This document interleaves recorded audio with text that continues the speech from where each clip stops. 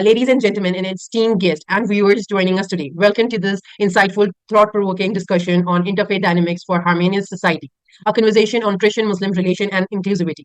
I am your host, Zehra, and we are honored to have you today, an amazing scholar, Dr. Georgina Jardim, a highly qualified scholar with a PhD and research associate from the University of Gloucestershire, currently serving as a senior fellow at CMCS Center for Muslim and Christian Studies, Oxford. Dr. Jardin's research focuses on particular fascinating and crucial intersection, the studies of female character in the Quran from the Christian perspective. Her academic journey has been marked by a deep commitment to understanding and promoting interfaith dialogue and inclusivity. Her work centers on the exploration of shared narrative values and lesson found within the Quran and the Bible, and the profound impact these texts have on intersection of religion and women's studies. Today, we have a privilege of delivering onto her expertise and insight on this topic. We are engaging a meaningful conversation about building harmonious society through Christian and Muslims relation, forecasting diversity and inclusivity. Without further ado, please join me welcoming Dr. Georgina Jardim to this enlightening discussion.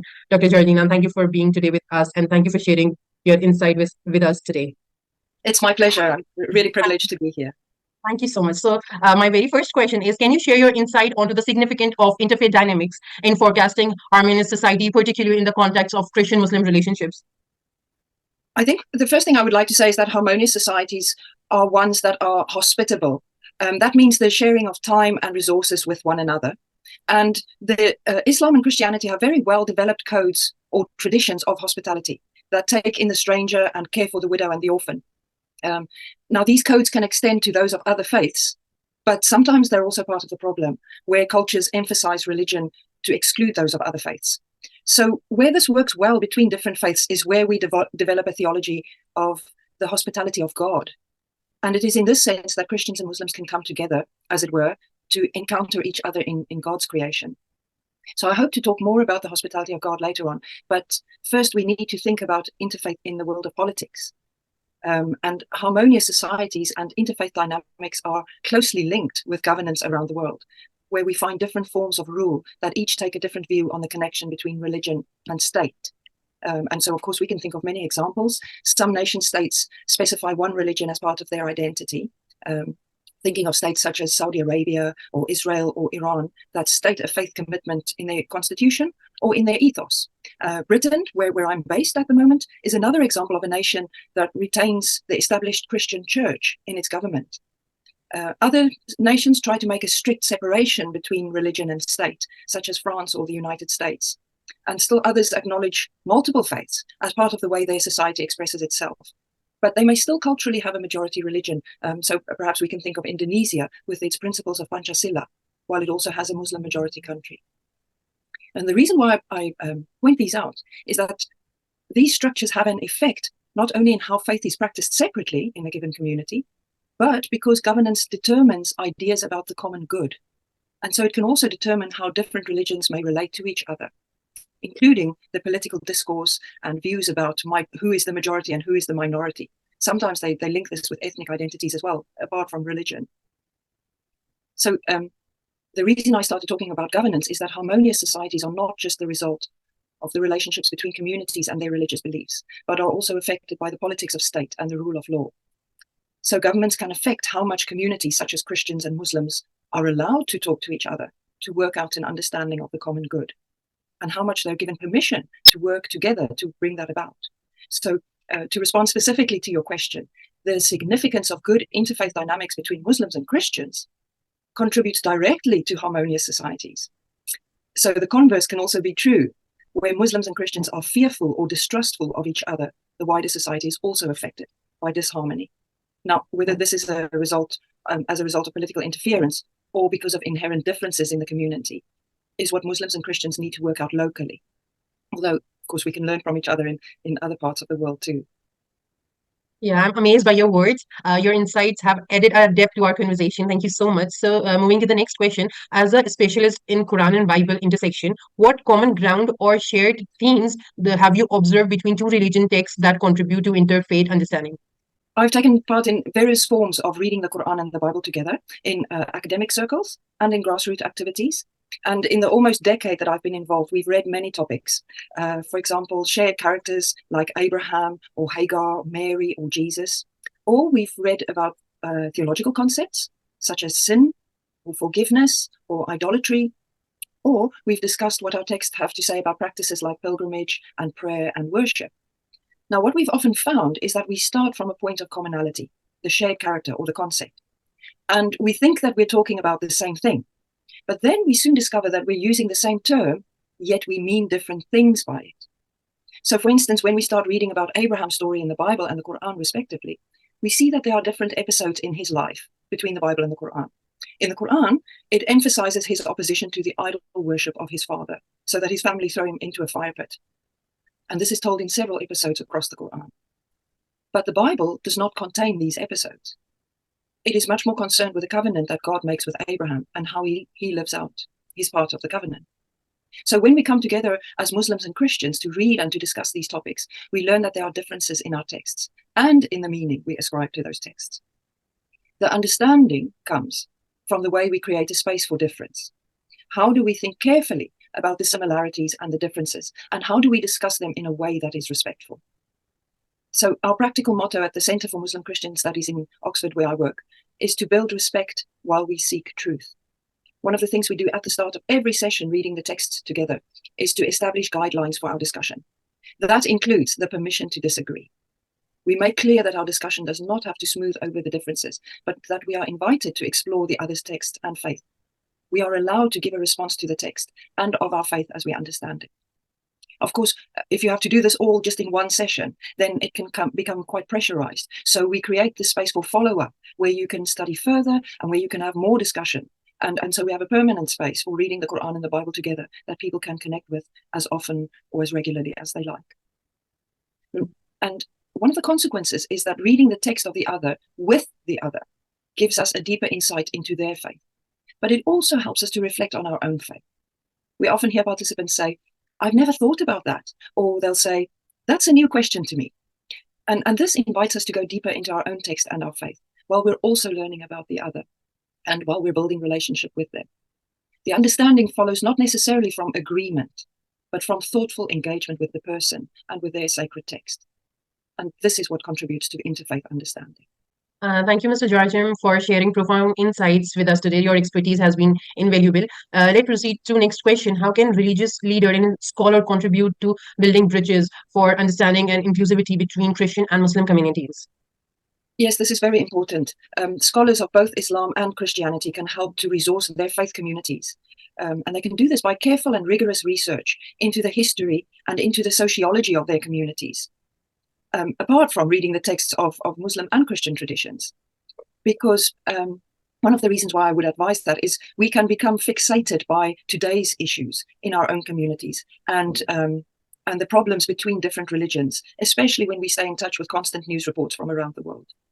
But if we take the longer view, if we learn the history of Christian-Muslim relations and we consider the development of our traditions in relation to each other, it helps us to keep a perspective and not to become too wound up, as it were, in today's problems. If we do that, we can challenge our assumptions and we can learn how communities responded to each other in the past so that we can learn how to avoid similar mistakes. Or, of course, we can also see what might have worked well previously. We can also grasp the reasons for current misunderstandings, which are often not due to the religions. One example I'd like to give is at the Centre for Muslim Christian Studies, we've undertaken some historical studies. For instance, Muslim views of the Bible is one project, or another is looking at particular events that left a mark into the current day. So my one colleague, Dr. Rana Abu Muhnes, researched the riots in Damascus in the late 19th century. These were always thought to be Muslims against Christians. But in her study, she researched all the correspondence and the literature that she could find around this event. And she found that a very large part of the problem was the politics of trade and power between Europe and the Ottoman Empire, and how these disrupted the commercial relations between the communities that then took on a religious identity because of the politics involved. So understanding the reason for strained relations and giving clear explanations may help us to find solutions.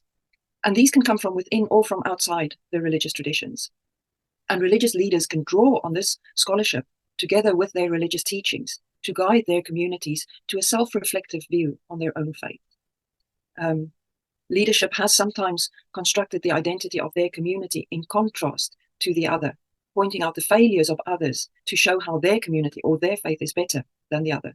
And this becomes even worse when we're not in contact with one another. So recently, some of us may have felt this, especially during the pandemic, when we were distanced from each other. This loss of contact means loss of humanity to some extent. And then when there's an issue in the news or a rumor going around on WhatsApp, we just project it onto the other because we're not in touch with each other. So religious leaders can build bridges and inclusivity by reminding us of the humanity of each person. Each person is a creation of God. And in seeing creation as the place of God's hospitality, we can be reminded that we bear some responsibility towards our neighbor. Both the Quran and the Bible have a beautiful example of tiny birds as a sign to reflect on God's care for creation and the treatment of his creatures. In the Bible, it's in the Gospel of Matthew 10, verse 29, and in the Quran, it's in the chapter Suratul Nahl, the 16th chapter, ayat 79. So if we see how much God cares for even tiny birds, how much more should we care for our fellow human beings? And this is an example how religious leaders can bring teaching and modeling good relations between neighbors together to build the bridges. I agreed with you. Thank you so much for shedding light onto this important theme. So, could you please highlight some key challenges that arise in Christian-Muslims relations, and how can these challenges be effectively addressed to promote mutual respect and cooperation? This is a difficult question. Challenges are always difficult to address. And I would say there are two things that perhaps are the main challenges in Christian-Muslim relations. The first one is the idea of grievances. Some communities or individuals in those communities can carry grievances that have stemmed from difficult relationships in the past. And of course, this can be on a global or on a local scale that stretch far back into history. We can just think of territorial claims in the past over cities such as Jerusalem or Constantinople, which is now Istanbul, or Cairo. Or we can think of historical events such as the medieval Crusades or the Muslim conquest of Spain. More recently, the end of the Ottoman Empire and colonialism, and in the very recent past, extremist attacks on each other's places of worship. So if we look at these things, as I said previously, we can see that they were very often driven by political aims rather than religious difference. Yet they established narratives and views of each other that developed into long-standing mistrust between Christians and Muslims. And these grievances feed stereotypes of each other that are easily activated by a simple label that is attached to people in the here and now. And these things, of course, these grievances can also lead us to question each other's motives, so that there's a bias towards the other even before we've met them. And the other thing is scapegoating. That is another challenge that may have come from a far distant time. And it's the way we blame others for problems in our own societies. Poor management by leadership or a lack of resources are sometimes blamed on others, which then leads these groups to be ostracized or to be persecuted.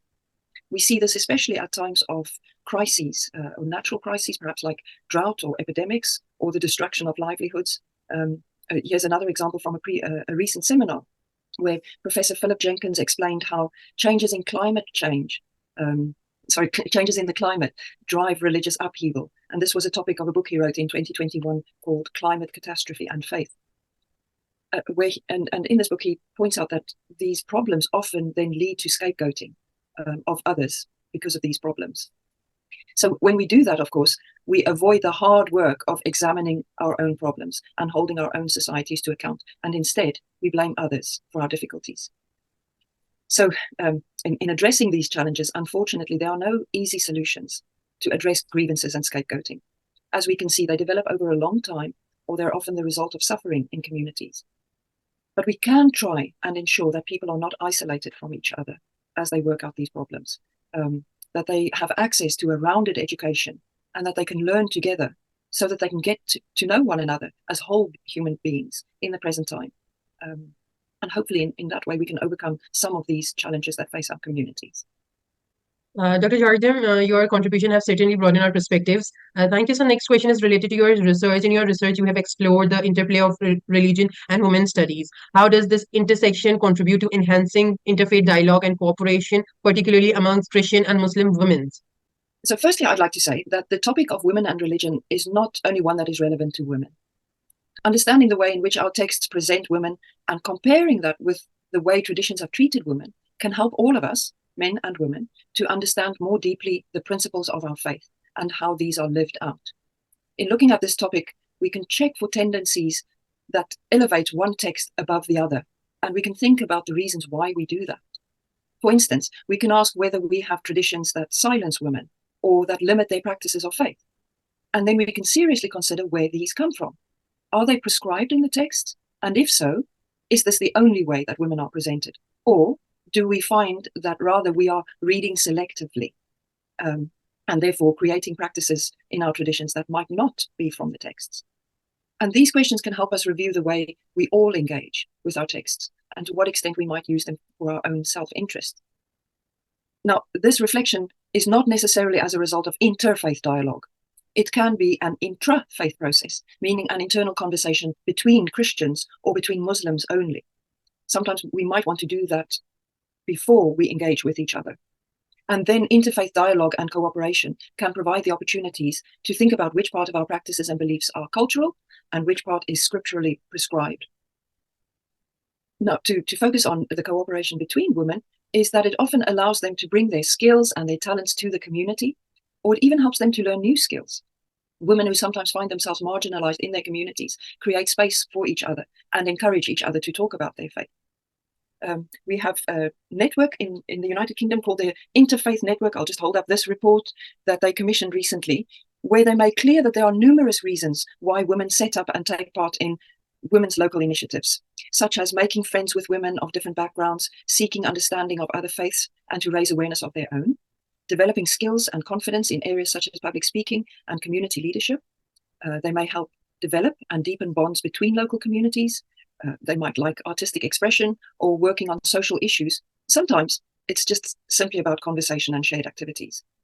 But in some cases, there is also a factor of finding a space that is more welcoming and safe than contexts where women's voices may not be fully heard, or where they may experience prejudice, constraint, or even misogyny. It is clear there remains a need in some contexts to address community or other barriers to participation. I agreed with you. Your insight has been instrumental in advancing our understanding on this complex topic and issue. Thank you for your contribution. So, could you please share some examples of successful interfaith initiative that have lead to positive outcomes and strengthen relations between Christian and Muslim communities? I sometimes wish we could find someone who would look at all the positive activities across the world, because there are many. Yes. Unfortunately, we often focus on the negative, but there are many examples of positive working.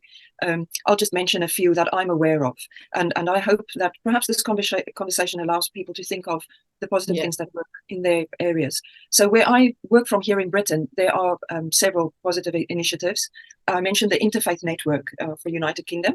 It promotes a National Interfaith Week. So the second week of November every year is National Interfaith Week, where it provides an awareness and an opportunity for people to work across faiths. And so the Interfaith Network will advertise these events on their website, and they'll promote it. Things like the Big Iftar, which is becoming really popular here in Britain, or Meetings for Better Understanding is another model of meeting. Another network is scripturalreasoning.org. This is an activity that reads the Quran and the Bible together, or it also includes other faiths, not just Christians and Muslims. It developed out of the Cambridge Interfaith program, and it's also a growing activity of reading the scriptures of different religious traditions together. And this is something that can happen at academic level or at a grassroots level. Here locally, we have what is called the Holy Book Club, where we read the text together on a grassroots level. Another really positive initiative is in Indonesia, like Ikhtiar Jakarta, which produced interfaith training and resources for environmental awareness. And I'm happy to say it's starting to be recognized widely that Indonesia has a very creative and energetic environmental movement that works within and across religious boundaries. Also in Indonesia, there was the Memorandum of Understanding that was signed between the Christian organization, World Evangelical Alliance, and the Muslim organization, the Nahdlatul Ulama, that acknowledged Christian and Muslim religion as faiths that are called to invite others to faith. This may be acknowledged in our dialogues, and so it's not something that has to be avoided, and they made this explicit in their Memorandum of Understanding.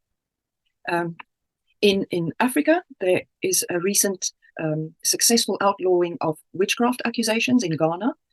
This was spearheaded by the Sane Institute that brings Muslim and Christian scholarship together. And they lobbied successfully to have this law passed by the parliament there. In my country of origin, South Africa, there is also an organization called Gift of the Givers that has a Muslim founder, but it has become very well known for working across religious divides to provide help and disaster relief.